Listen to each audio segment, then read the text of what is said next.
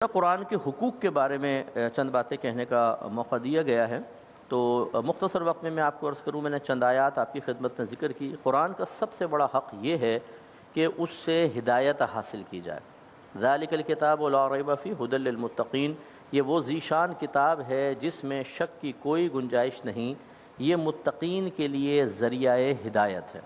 اس کا مطلب یہ ہوا کہ قرآن اس لیے نازل نہیں ہوا کہ خالی ہم اس کی عربک عبارت پڑھ کے ثواب حاصل کر لیں، اگرچہ یہ بھی سعادت کی بات ہے، اس کا انکار نہیں ہے، اور آپ ویسے عربی عبارت پڑھیں گے تو ثواب بھی ملے گا، لیکن حقیقتاً قرآن کا نزول تھا ہدایت کے لیے۔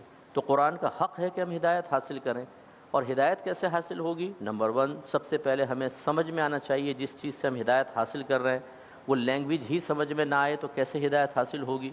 دوسری بات یہ ہے، اس کا مطلب یہ ہوا کہ ہم اس کو ترجمہ سے پڑھیں۔ دوسری بات یہ کہ بعض اوقات ایک کلام سامنے والا کرتا ہے، اس کا ظاہر تو ہمیں سمجھ میں آتا ہے لیکن پوری تفصیل اور توضیح سمجھ میں نہیں آتی۔ یہی وجہ ہے کہ بعض اوقات گھروں میں لڑائی جھگڑا ہوتا ہے، میں نے تمہیں یہ کہا تھا ایسا کر لو، سامنے والا کہتا ہے میں نے تو یہ سمجھا تھا، آپ یہ کہہ رہی ہیں یا یہ کہہ رہے ہیں۔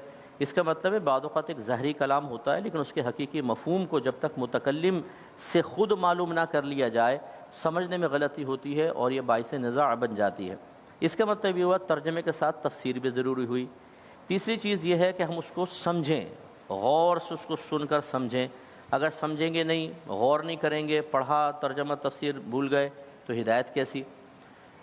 اس کے بعد اس کو اپنے اوپر نافذ کرنا، قرآن کو سننا، پھر عمل کرنا، اس کی روشنی میں اپنا احتساب کرنا، اگر ہم نے گناہ کیا ہو تو اس کو چھوڑنا، نیک عمل اختیار کرنا، اپنی کیفیات کو تبدیل کرنا اس کے آیات کے تقاضوں کی روشنی میں، یہ انتہائی ضروری۔ اور پھر اس پر استقامت۔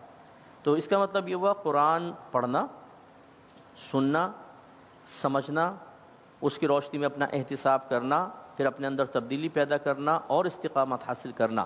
جب یہ تمام چیزیں حاصل ہوتی ہیں تو اس کو ہدایت کہتے ہیں، یعنی اب ہدایت حاصل ہو گئی۔ اب ذرا اس آیت پر آ جائیں، یتلو علیہم آیاتہ ویزکیہم ویعلمہم الکتاب والحکمہ۔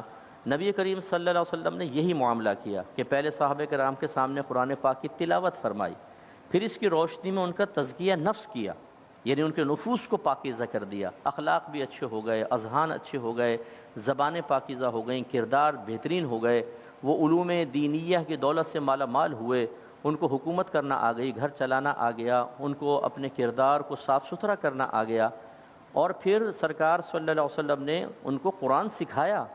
دیکھیں وہ عربی اللسان تھے، ان کی مدر لینگویج ہے عربک، لیکن اس کے باوجود انہوں نے نبی کریم صلی اللہ علیہ وسلم سے قرآن سیکھا ہے۔